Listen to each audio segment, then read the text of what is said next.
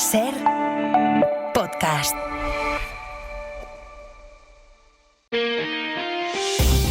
Las 7 de hoy por hoy. Ser podcast. Hola, muy buenos días. Los principales líderes europeos se reúnen hoy de urgencia en París para buscar una estrategia común ante los desplantes de Estados Unidos. Los ha convocado el presidente francés Emmanuel Macron después de que este fin de semana el enviado de Estados Unidos dejara bien claro en la conferencia de seguridad de Múnich que no piensan contar con la Unión en sus negociaciones con Putin sobre Ucrania.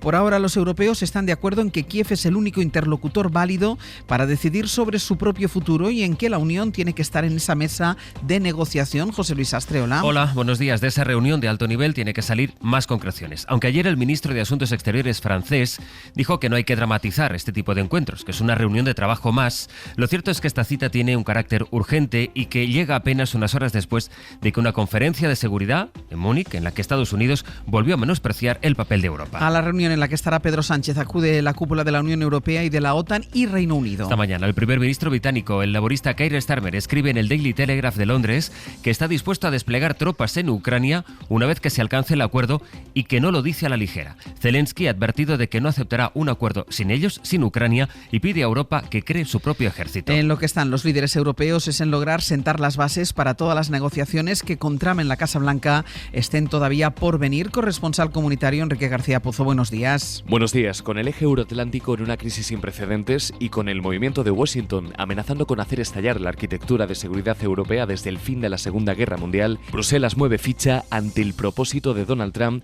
de dejar a los 27 al margen de las conversaciones para el fin de la guerra en Ucrania. La presidenta de la Comisión, el presidente del Consejo y el secretario general de la OTAN van a participar en la reunión que ha convocado el Elíseo con el objetivo de reunir a todos los socios interesados en la paz y la seguridad en Europa, explican fuentes comunitarias.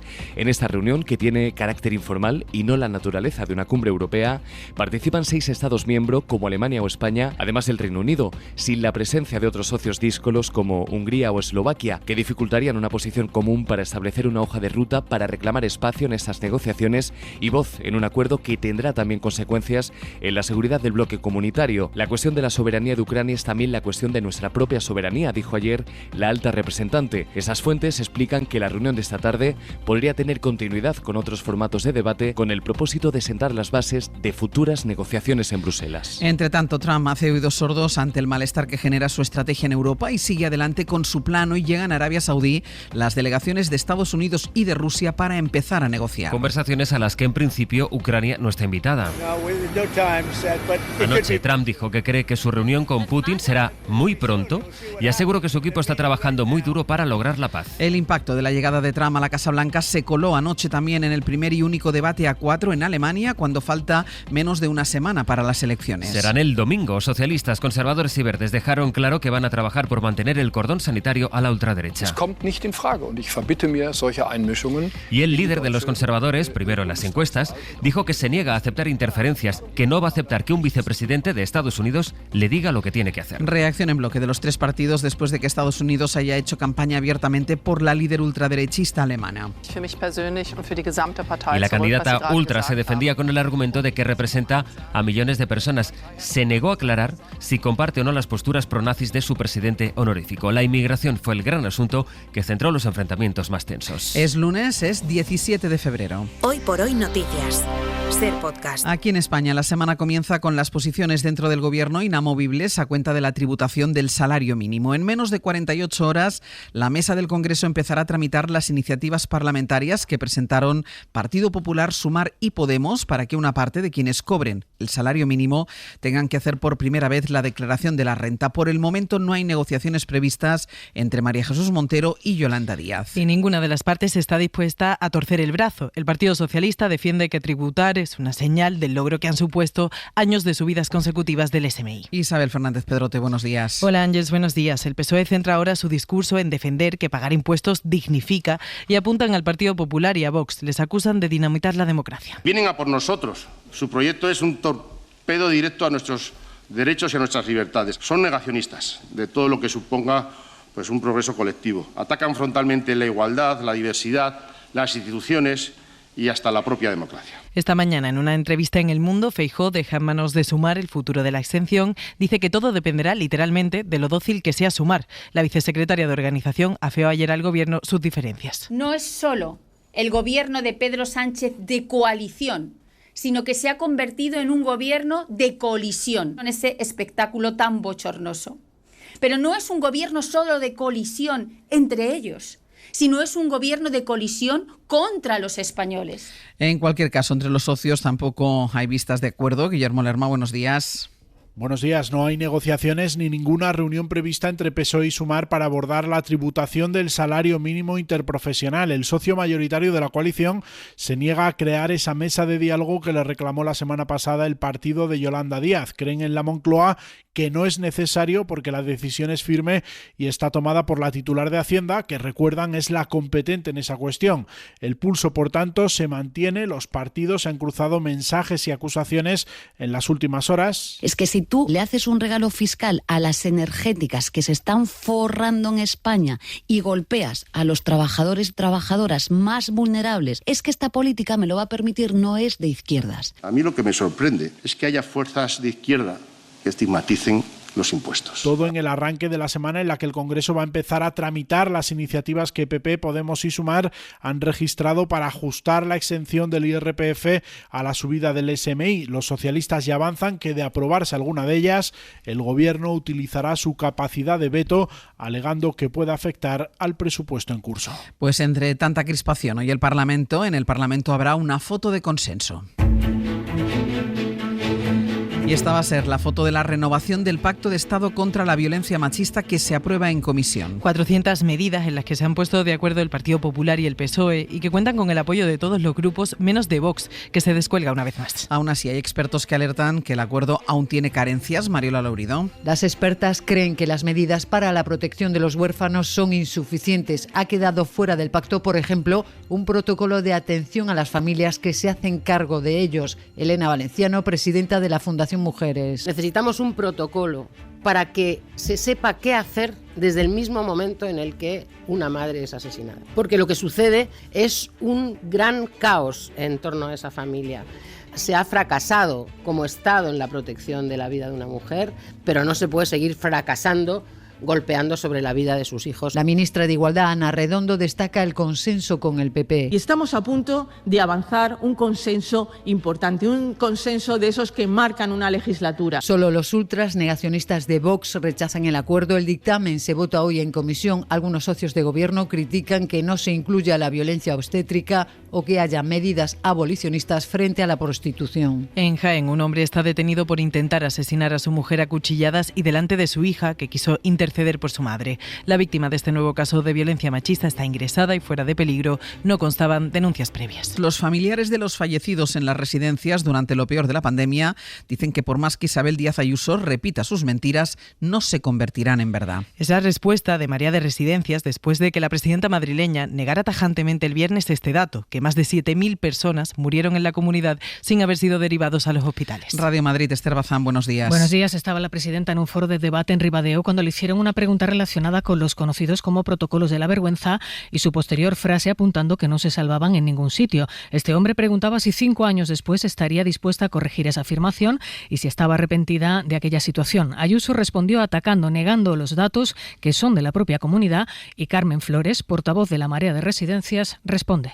Estamos ya acostumbrándonos a escuchar a esta mujer decir mentiras constantemente y a insultarnos. Nosotros no vamos a dejar de exigir justicia porque por más que repitas una mentira 1000 veces, esta mentira no se va a convertir en verdad. No iban a morir igual. No es lo mismo morir en un hospital con paliativos que morir en una residencia absolutamente sin ningún medio. En León, 15.000 personas se echaron ayer a la calle para pedir soluciones urgentes ante la crisis demográfica y económica que atraviesan en la provincia. Fue la imagen de la España vaciada manifestándose de nuevo para pedir un plan de emergencia en inversión pública. Radio León, Chechu Gómez, buenos días. Buenos días. La movilización estaba promovida por los 4 principales sindicatos, alarmados por el devenir de una provincia que desde hace años lidera las peores estadísticas socioeconómicas, arrastra la tasa de actividad más baja del país y ha perdido en las últimas 2 décadas más de 50.000 habitantes, el 10% de su población. Todos nuestros recursos se los han llevado a cambio de nada. Nos han esquilmado, nos han estafado. Reclamamos dejar de ser vagón de cola y construir un presente que garantice nuestro futuro. En paralelo, estas reivindicaciones quedaron transversalmente cruzadas por otras cada vez más en alza, sobre todo la creación de una comunidad autónoma propia leonesa, fuera de Castilla. Entre los partidarios, el propio alcalde de León, José Antonio Díez, del PSOE.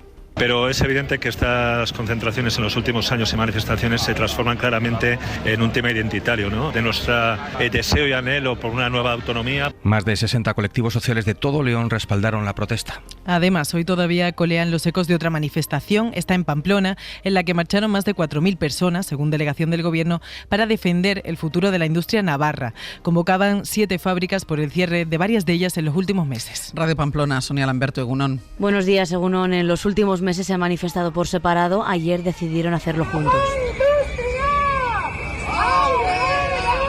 Los trabajadores de hasta 7 empresas navarras implicadas en anuncios de cierre como Enano Automotive en Tudela o BSH con más de 600 personas en plantilla. Venimos aquí a pedir a quien corresponda que cuide nuestra industria. Siempre hay que tener esperanzas, siempre, pero hay que ponerse en lo peor. Pero el Gobierno de Navarra tiene que articular una legislación que sea realmente garantista para que no se sufran deslocalizaciones. Consideran clave que el Ejecutivo acelere la aprobación de la futura Ley Foral de Industria y una mejora de la Ley de Deslocalización navarra.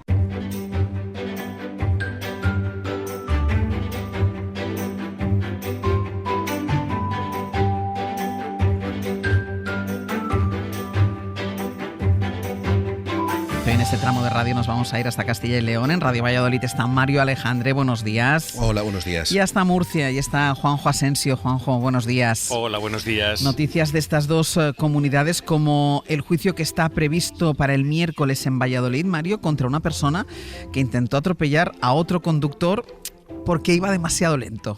Sí, se enfrenta a una posible condena de 9 años de cárcel por tentativa de asesinato y al pago en concepto de responsabilidad civil de una indemnización de más de 44.000 euros. El atropello, supuestamente intencionado, tuvo lugar hace algo más de 3 años, cuando el acusado circulaba detrás de un monovolumen por una calle de Valladolid. Al parecer, el modo de conducir del lesionado, excesivamente lento, según el relato de los hechos, sacó de quicio a esta persona, de manera que en un momento dado hubo un intercambio de insultos entre ambos y finalmente se produjo lo que la Fiscalía entiende como un intento de asesinato, cuando dirigió su coche a toda velocidad contra la víctima, que estaba fuera del vehículo, y le alcanzó, le causó numerosas lesiones, desde un traumatismo craneoencefálico a fracturas en las vértebras o en las piernas. Como decimos, se enfrenta por todo esto a casi 9 años de cárcel. No está mal. Una familia de hosteleros de Cartagena que ha donado todo el material y todo el mobiliario de sus bares a un negocio de Catarroja que lo perdió todo en La Dana.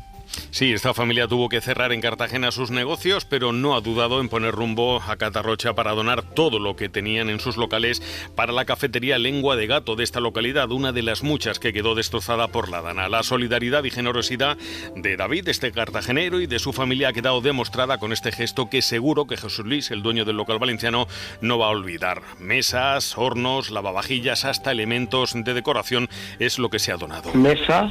Han habido sillas, un lavavajillas, un TPV con la pantalla, con su impresora, con su batería, una vitrina también se ha dado, copas, vasos, menaje de cocina, tema de decoración, un horno y ya lámparas también para terminar de decorar. José Luis, el dueño del local en Catarroja, espera reabrir su negocio cuanto antes y decía estar muy agradecido. Pues la verdad es que nos emociona muchísimo, porque cuando se pusieron en contacto con nosotros, pues la verdad es que se lo dije, digo, estoy agradecido, pues eso, eternamente a vosotros. Falta muy poco para Fallas y la intención es poder reabrir esta cafetería Lengua de Gato para estas fechas tan importantes en Valencia. A ver si lo consigue, que seguro que sí con esta ayuda. Y estamos en la peor campaña de recogida de piñas en medio siglo.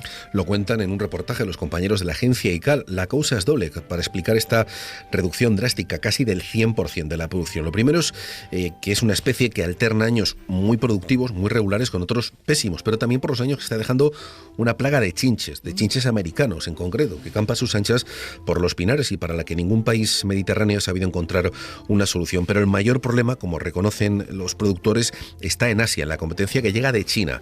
No tienen nada que ver en calidad, pero bajan los precios, mientras que los productos de Castilla y León tienen un valor de unos 46 euros el kilo. En grandes producciones estos competidores los sitúan por debajo de 20 euros. En España se produce entre un cuarto y un tercio del total mundial, unas 15.000 toneladas, pero con una tendencia claramente a la baja estos últimos años. Y el Ayuntamiento de Lorca, que quiere prohibir que se tiendan las mantas en los balcones de los pisos para que no haya plagas. Sí, también va de chinches la cosa. El consistorio lorquino está trabajando en adoptar nuevas medidas para hacer un mejor control de plagas como pulgas, chinches, como comentamos, o las desagradables cucarachas. Entre esas nuevas medidas se encuentra la prohibición de tender mantas o de dejar colchones en los balcones y fachadas para que se sequen, ya que podrían ser foco de vectores de plagas. Una decisión que se toma después de ver que los edificios afectados están próximos a infraviviendas en las que se hace esta práctica. El ayuntamiento se ha visto obligado en muchas ocasiones a desinsectar bloques enteros casa por casa, al constituir así un problema de salud comunitaria. Ángels. Pues muy bien, Juanjo, Mario, hasta luego. Hasta luego. Hasta luego. Y vamos ya con nuestra recomendación cultural para empezar el día. Hoy Dani de la Fuente nos propone ir al teatro. Ha agotado todas las entradas en la Abadía, esta es su última semana, así que habrá que esperar a que vuelva a Madrid para quienes vivan en la capital. Para el resto, atención a Caperucita en Manhattan, la adaptación que firma y dirige Lucía Miranda de la novela de Carmen Martín Gaite. Ese viaje de libertad donde esa niña hacía lo que la daba la gana una vez que coge el metro, ¿no?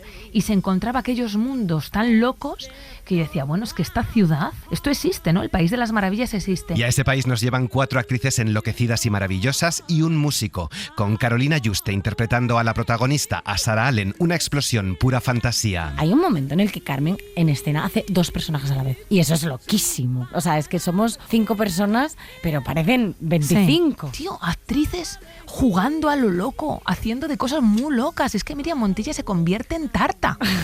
Es que ¿sabes? Genial ese Entonces, momento. Como poder dar la cabida al juego. El juego no tiene edad. De eso va la obra que Martín Gaite escribió 5 años después de la muerte de su hija Marta a los 28 años, de reivindicar espacios para la infancia, jugar, divertirnos, soñar mundos mejores. Y ese estado de libertad de las emociones, la risa, el llanto, el enfado, la alegría, ¿no? Hacer lo que quieres hacer. Caperucita en Manhattan va a girar por España, no se la pierdan si tienen ocasión. Pues es un desparrame. Hay días de parar el ensayo de ataques de risa que nos dan. Para no perderte ningún episodio, síguenos en la aplicación o la web de la SER, Podium Podcast o tu plataforma de audio favorita.